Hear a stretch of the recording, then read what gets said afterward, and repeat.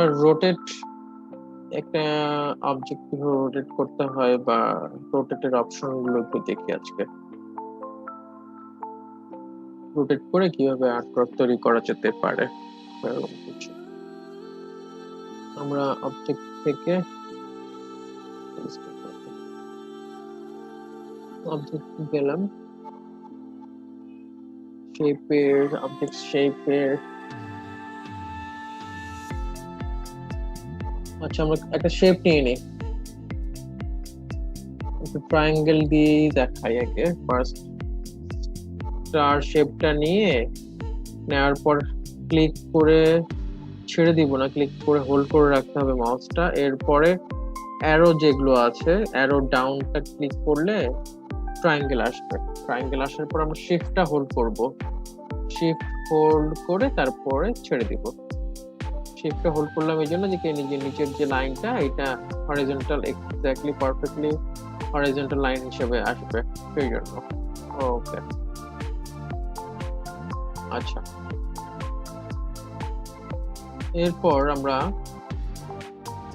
করবো কি, আমরা ট্রায়াঙ্গেলটাকে একটু চাপাই না, এরকম একটু চেঞ্জ করলাম, ঠিক আছে।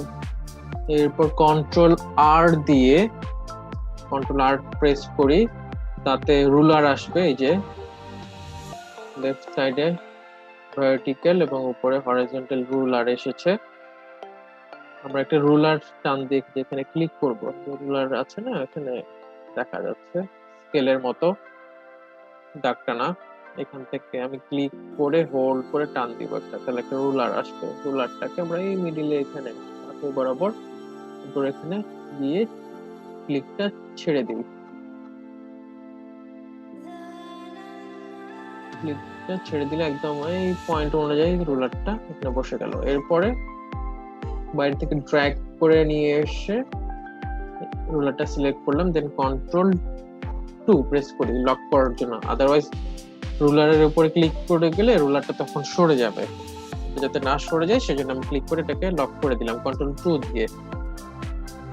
এটা পরবর্তীতে আমরা আনলক করে নিতে পারবো, আবার কন্ট্রোল অল্টার 2 প্রেস করলেই এটা আনলক হয়ে যাবে রুলারটা, তখন আমরা চাইলে এটার যদি প্রয়োজন না হয় ডিলিট করে দিতে পারবো আনলক করে। এনিওয়ে, আমরা এই অবজেক্ট যেটা আছে পিঙ্ক কালার, এটা কালারটা ব্যাপার না, কোনো কালার অন্য যে কোনো কিছু হতে পারে, ক্লিক করে এখানে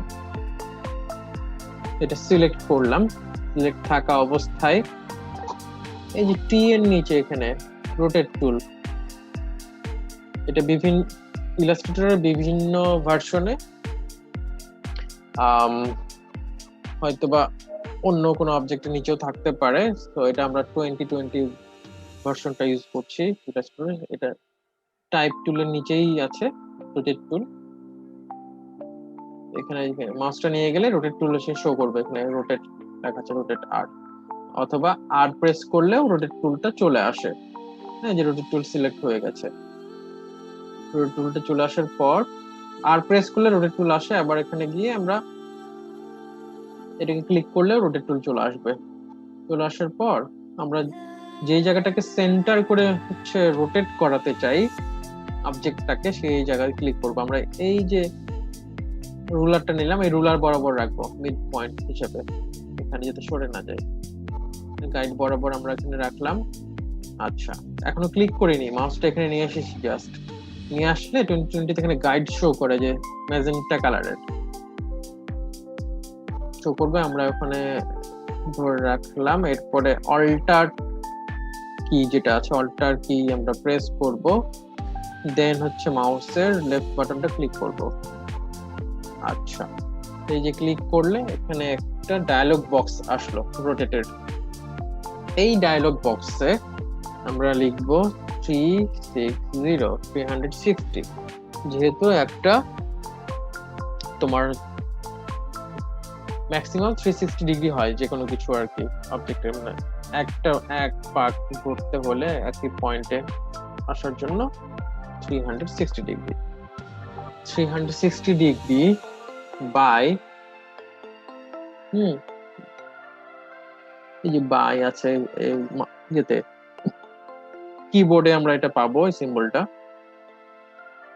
শিফটের ডান দিকের শিফট বাটনের পরে লেফটের বাটনটাই হচ্ছে এরকম বাই, এটা মানে ডিভাইডেড বাই হিসেবে এটা কাজ করবে। আমরা এখন এই যে ট্রায়াঙ্গেলটা, এটা যতগুলো কপি চাই টোটাল, হ্যাঁ আমরা টোটাল কপি করতে চাই হচ্ছে লেটস সে ক্লকে কটা থাকে, 12টা টোটাল।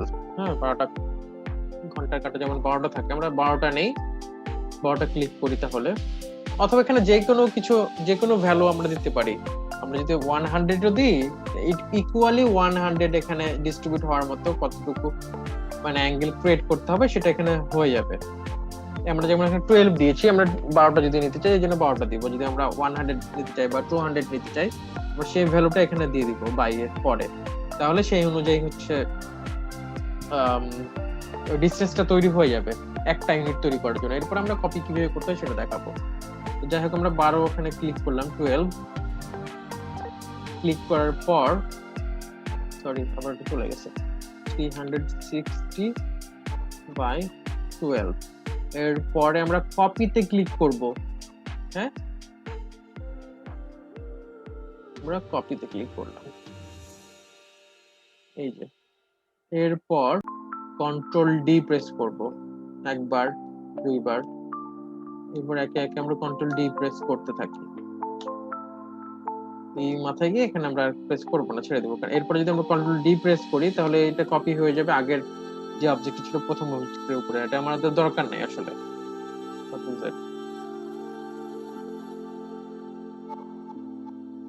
তাহলে আমরা এখানে কি করলাম, টোটাল 12টা ইকুয়ালি মানে রাউন্ডে সমান ভাবে হচ্ছে ডিস্ট্রিবিউট হয়ে গেছে। হ্যাঁ আমরা কন্ট্রোল জি প্রেস করে এটাকে টুক করে নিলাম। এই তো আমরা সার্কেলে ইকুয়ালি যে কোনো অবজেক্টকে আমরা এভাবে করে কপি করতে পারি। ডিজাইনের জন্য আমাদের অনেক সময় এটা প্রয়োজন হয়।